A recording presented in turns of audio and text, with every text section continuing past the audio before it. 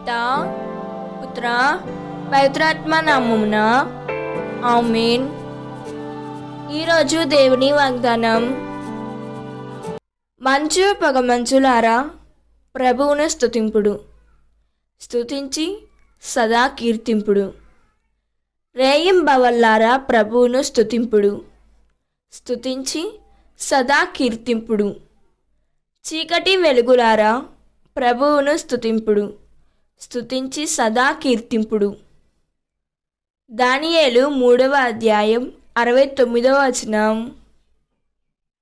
ఈ వాక్యం మనకు ఏం చెబుతున్నదంటే, ప్రభువును స్తుతించడం మంచిది, కానీ మనం కేవలం నినాదాలతోనే స్తుతిస్తే చాలునా?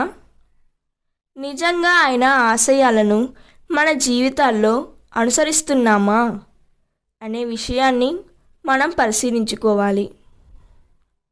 దేవుడు ఈ వాక్యం వింటున్న ప్రతి ఒక్కరిని దీవించునుగాక. ప్రార్థన. ప్రభు, నిన్ను స్తుతిస్తూ నీ మార్గాన్ని మా జీవితంలో నిజంగా పాటించడానికి మా హృదయాన్ని దయచేసి మార్గనిర్దేశం చేయుము తండ్రి. మా ఆచరణ ద్వారా నీ కీర్తి వెలిగించగలిగేలా మమ్మును శక్తివంతం చేయమని యేసుక్రీస్తు నామములో అడిగి వేడుకుంటున్నాం తండ్రి. ఆమేన్. God bless you.